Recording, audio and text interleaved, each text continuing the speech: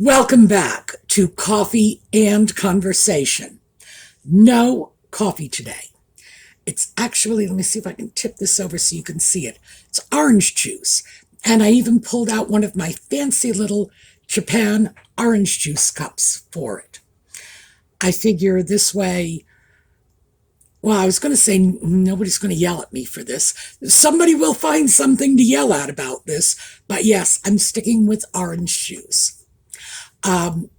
Audie has been running around. In fact, I saw his tail flicking around behind me. So he might be either in that chair or behind that chair. But yes, he is around, and he has already indicated an interest in participating in the video, so we could get lucky. Okay, yellow. Yellow is in the scarf. There is yellow in here, but there are so many other colors, it's kind of hard to see. But our yellow is for Catherine, for Lex's mom, for everybody dealing with cancer. Our best wishes are going out to all of you.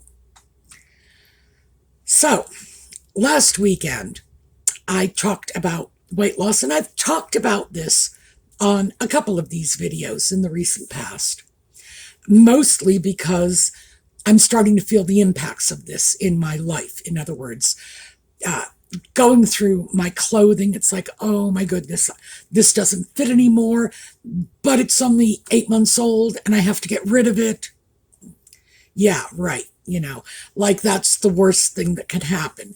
You lost weight. Now your clothes don't fit. Yeah, such an ordeal, right? But I've thrown this out, and I also last weekend asked, oh my, more interesting farm equipment. One of these days, I am going to sit out there and I'm going to take pictures of this so that you folks will understand what goes on in front of my house year round. There are things that look like they came from Mars. I see things, it's like, oh, there's the lunar rover going by. All farm equipment. I don't know what any of this stuff does, and to tell you the truth, I don't want to know. It's just very, very scary. All right. Anyway, last weekend, I threw this out and said, do you want to talk about this? Do you want to know what I did and how I got to where I am? And a lot of you said yes. So I do have to say, it's a work in progress. I am nowhere near done with this journey yet, but so far, so good, and I'm more than happy to share. So when we get back.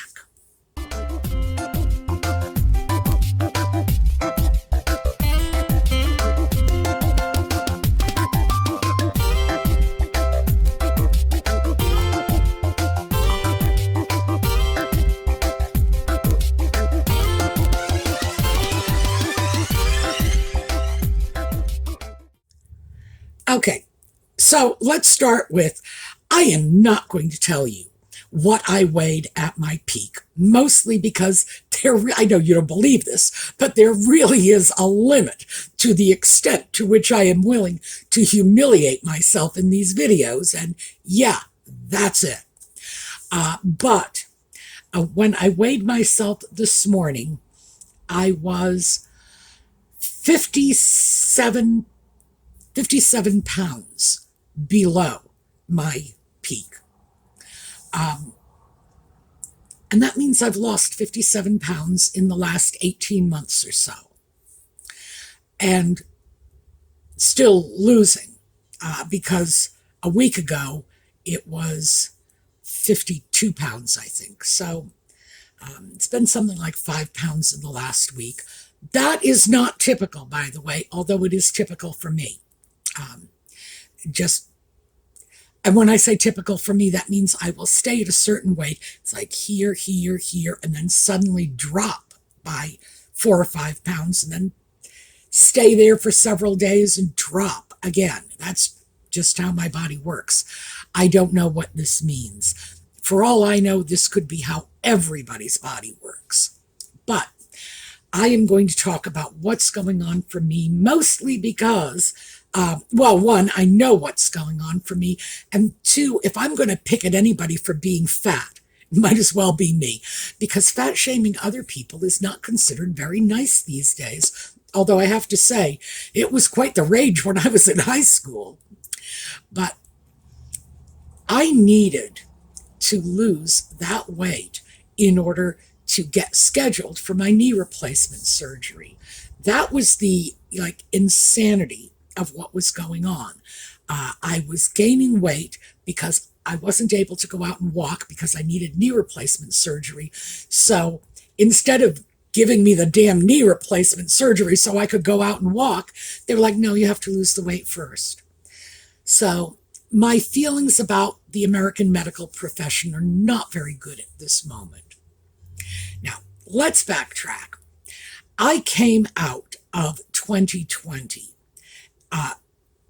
in this state of fatalistic apathy. It's the only way I could describe it. It wasn't depression. It was just, what does it matter? We're all locked in our houses. Life has changed permanently, and it's never going to be the same again, so who cares? And, of course, I was gaining weight during this period. Again, my knees were failing. I was not in a good position to be walking the way I was used to. And even if I could go out and walk, that was my cat. Even if I could go out and walk, there was nowhere to walk to because everything was closed, and fatalistic apathy, that's what had set in. And I was just in a state of boredom, not being able to find anything constructive to do. And even if I could find something constructive to do, well, who cares? I've got YouTube cat videos. I need to be watching that cat that fell asleep on the fence and then rolled off and got up and looked all offended. And by the way, that video never made it to the Oscars that year. I have no explanation for that. So I'm watching the cat videos, and I don't even know what to say. It was 2020. We were all a little crazy then. But my crazy carried along with me out of 2020. I had begun gaining weight during that period, and I continued to gain weight. Most of you know that because I've been doing these videos for 5 years now. So, and I was doing videos with other content creators before then. So it's not like you haven't seen with your own eyes what's been happening. Eventually, about 18 months ago, I hit a point where, for some reason, I decided that it really needed to stop. I needed to do something about this. And at that point, I made up my mind that maybe I just have to give up the cat videos and focus my attention on something more constructive. So what I did was I found a good dietitian. And the reason that really worked for me, at least initially, and that was what kickstarted me, is it gave me accountability. And that's what I need if I'm going to do anything like this. If I don't have accountability, I'm watching cat videos. What can I tell you? I am not a very good self-motivator. I wasn't in that frame of mind. Let me put it that way. Because I do think I can be pretty self-motivated when I am not in, that 2020 chaos, or even the post-2020 chaos. The accountability was key for me. Dealing with someone, a medical professional, from whom I could get advice, and by the way, I did get a lot of very useful, helpful advice from her, which is unlike any of the other dietitians I had ever dealt with before. My problem with dietitians historically had been dietitians. This is a profession that is dominated, and if you don't believe me, check it out. It is dominated by skinny 20-something girls. Yeah, right, like you can really relate to my situation. Not even close. Well, this dietitian was older. Yeah, she was skinny, but still. I didn't hold that against her because, again, she was older. And also because she had a lot of good advice, as opposed to, the skinny 20-somethings who really don't have a lot of good advice. And I'm not going to criticize every single one of them, but I am going to say that my experience, which has been broad with dietitians, has been that they were largely worthless. So I wasn't holding out much hope for this. However, the dietitian I found was a good one. She did have useful and valuable things to say. And there was my accountability. We would get on the phone once a month, and I felt a certain amount of I don't want to call it pressure, but I guess kind of it was, to give her a lower number than I had given her the month before from getting on the scale. So for me, that was important. I had another accountability mechanism that I used, and this is free to everyone. And I realize dietitians, if you don't have a medical need for a dietitian, in which case your medical insurance will usually pay for it, but if you don't, you have to pay for this yourself, and it's not inexpensive. This one is free. It's a program on the computer, or you can put it on your phone. I do mine on the computer. Cat videos, remember? I stay in front of that computer. And it's called MyFitnessPal. I will put a link in the video notes below this video.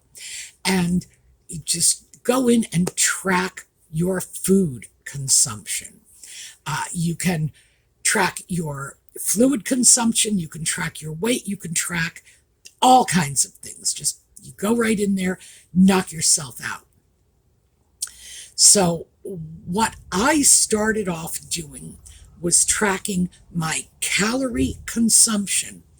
But because the program, or if you do this on your phone, it'll be an app, encouraged me to do so, I was also looking at my sodium intake. Now, I do not have sodium issues. Well, yes, I do. They're emotional, though. They're not physical sodium issues, but I have some extremely vicious emotional issues about sodium, and I'll get into that in a minute. I do not have high blood pressure. I don't usually eat a lot of salt that I am aware of. Let me throw that out. Because it turns out that there is salt in freaking anything you eat, and we just don't know it, because it might not taste salty, or we might look at this and say, well, how much salt needs to be in a tablespoon of peanut butter, for example? It's more than you would think. And I was also tracking the sodium. So the emotional issues about sodium. My mother and my younger brother, keyword being younger brother, both died from hypertension complications. So yeah, even though I do not have the high blood pressure that they suffered from, that was one of the few genetic bullets I dodged. Still, when I know what went on in my family, when I know what my family history is, yeah, I pay attention to that. So, and that's probably why I don't throw a lot of salt in my diet. In fact, when I was younger, I would go through strong cravings for potato chips and orange soda. I know, what an odd combination. The reason was I was responding to my body's depleted sodium levels. Orange soda, for those of you who are not aware of this, who do not read the backs of those cans, orange soda has one of the highest sodium contents of all sodas out there. It's startling how much sodium is in one of those cans of soda. And so whenever I would say to myself, oh, potato chips and orange soda, I would start to say, yeah, looks like we need to deal with the sodium levels. But that is one of the things that I began tracking because I want to keep my sodium levels low.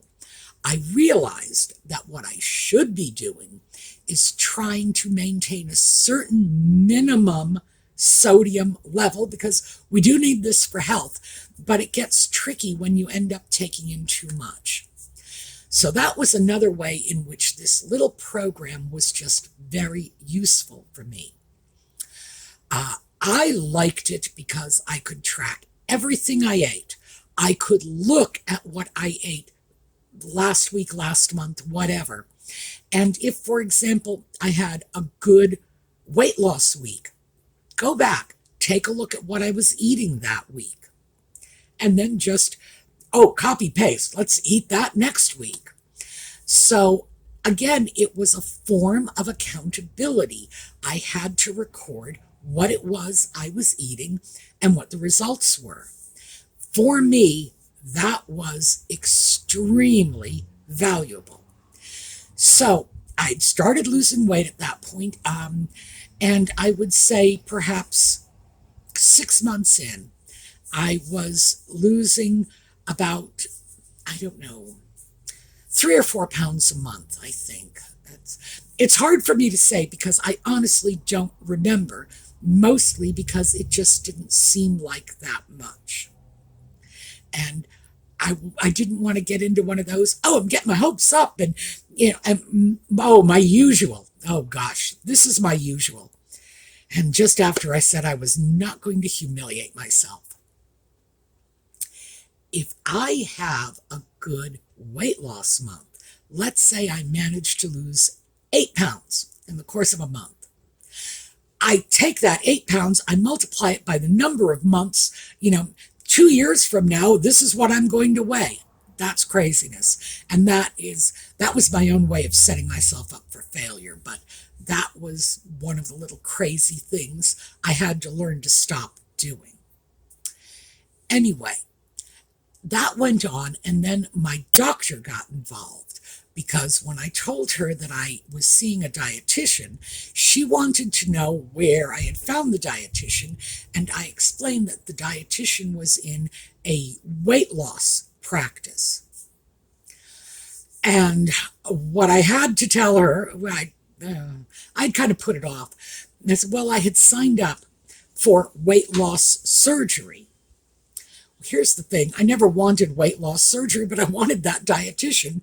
And so I said, sure, I'll sign up for the weight loss surgery. I'll get the dietitian, and, we'll do what we do when the time comes. The truth is, I never had any serious interest in weight loss surgery, just in getting a good dietitian. And the best dietitians are associated with these practices.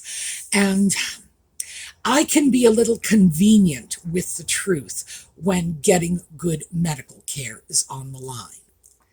So, tell my doctor what's going on, and my doctor's response was, I'm going to put you on Mounjaro.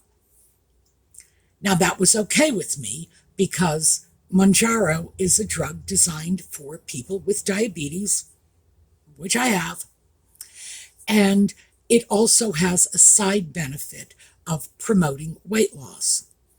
Would I have taken this for weight loss alone? God, no. Absolutely not. I know there are a lot of people out there who are using Mounjaro, Ozempic, whatever, drug of choice to lose weight. The problem I have with this is I have not seen enough research on any of these drugs when they are being used for people without diabetes. In my case, the Mounjaro is encouraging insulin production and encouraging insulin absorption. There are 3 things Mounjaro does. Encourages production of insulin, encourages absorption of insulin, and reduces food intake. So I'm okay with that 3rd benefit because I know I need the first 2. If I didn't, would I be playing around with this? No, because the drug has been determined to be safe and effective when used with a diabetic population. But what happens when it's being used with a population that's not diabetic? Who knows? I will certainly tell you I do not know, which is why I would decline that. Has the Mounjaro been helpful? Yes, it absolutely has. But am I prepared to say, oh, the Mounjaro has been very effective because of this weight loss component in the drug? No. How can I say that when I'm deriving so much benefit from the insulin production and the insulin absorption benefits of the drug? That could be what is resulting in an improvement in the weight loss. So am I telling you to go out and get Mounjaro or Ozempic or whatever? No, no.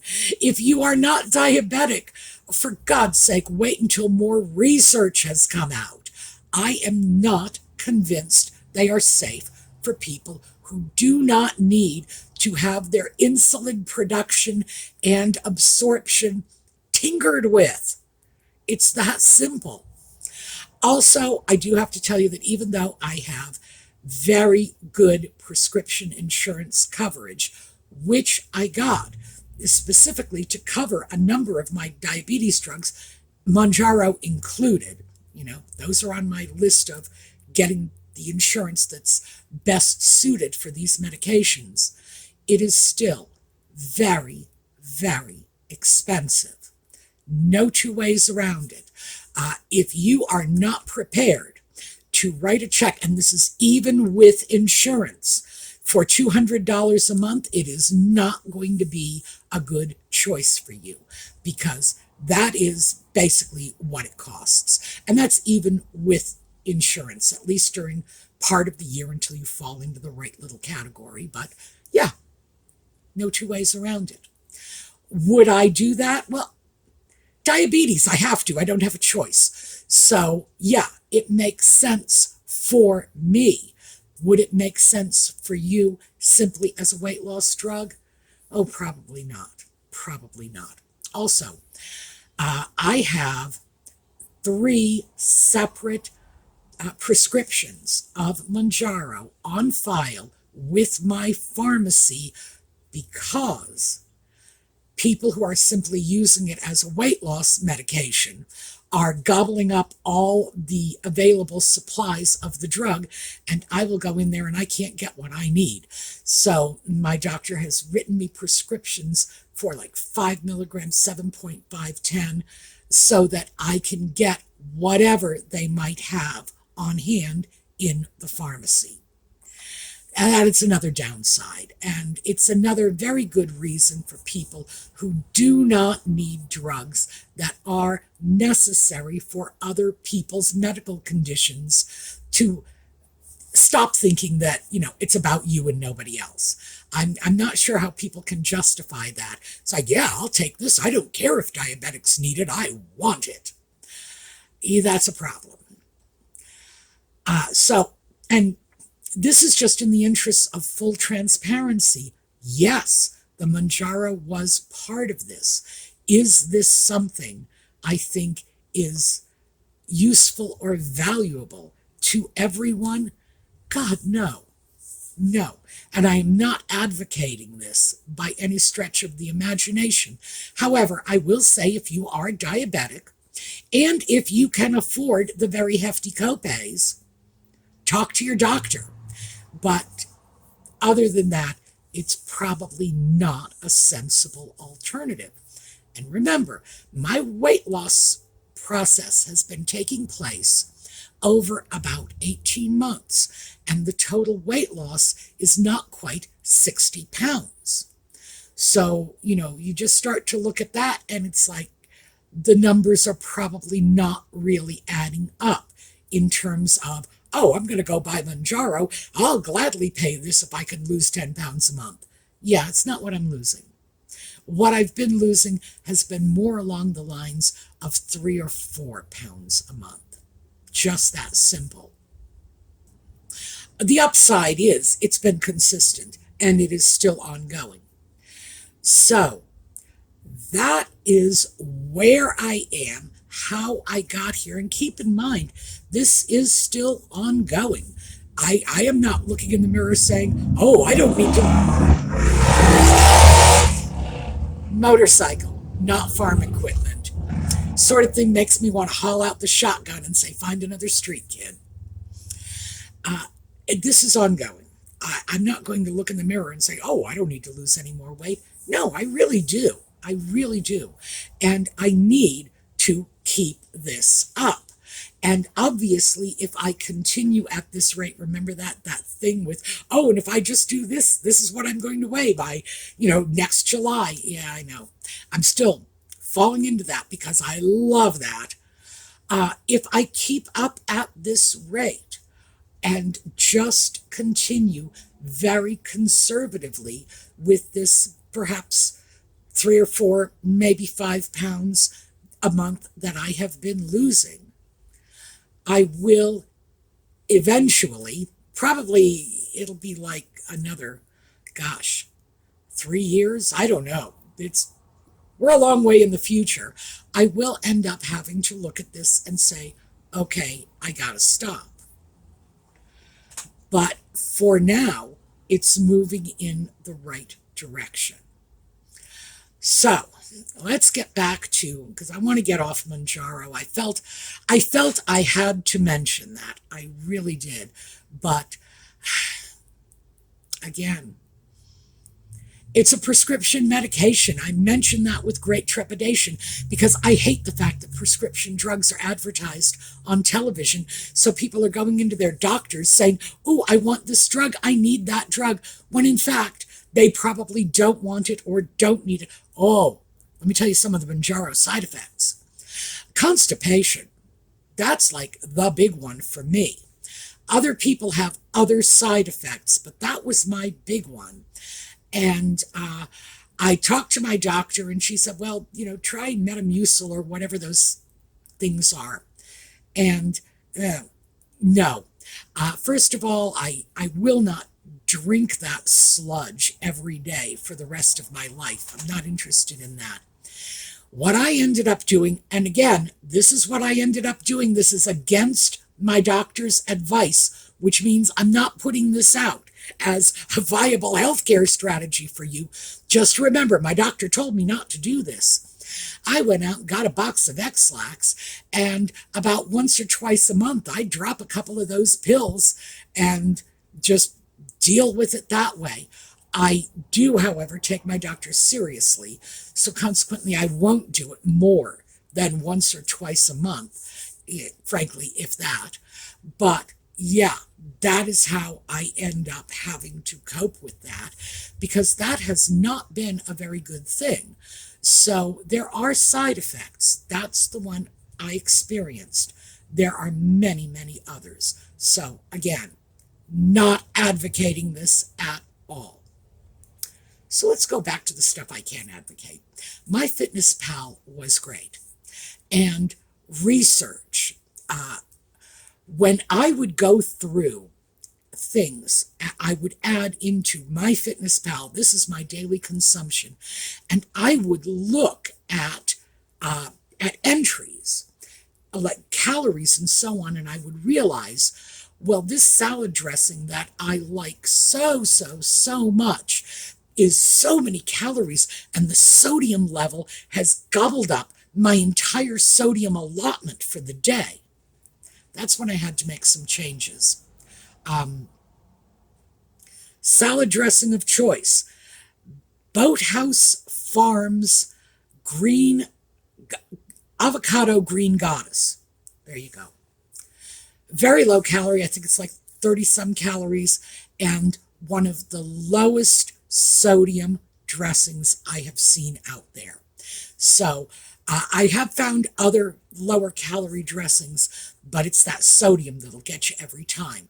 So that is sort of my salad dressing of choice. Boathouse Farms avocado green goddess. They don't keep it, at least at my supermarkets, they don't keep it in the salad dressing aisle. They keep it over in the refrigerated produce section, where they will keep things like, pomegranate juice or other weird refrigerated non-produce stuff. I ended up doing a lot of research just to tweak the calorie consumption. And MyFitnessPal helped me do that. When I would look at something and say, if I got a different brand of bread, for example, I could knock a lot of calories and a lot of sodium off that sandwich I had for lunch. And it gave me the tools I needed to make absolutely painless cuts in my diet. The salad dressing I just mentioned, this stuff is great. I actually like this better than I liked my previous go-to salad dressing. So, yeah, was this a sacrifice? Not even close. Other things that were just very, very easy substitutions. For example, berries. Berries are good for you if you want to lose weight or if you have issues with your blood sugar. Again, diabetic, I do. Berries are going to be your friend. So when I would go into the produce section looking for fresh fruit and I would see berries or I would see apples and plums, well, I need to go over to the berry section because those are going to be better for me. Is it going to be a hardship for me to give up an apple or a plum if I can have a fat, tasty berry instead? No, not at all. I'm still getting what I want. Yogurt. Yogurt is another one.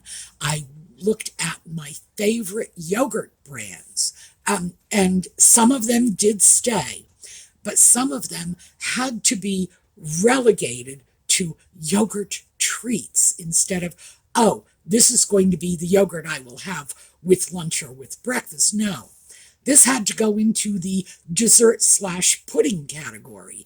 If I want a sweet snack, this yogurt goes there, and the other one stays in my relatively safe, low-calorie, low-fat, low-sodium category.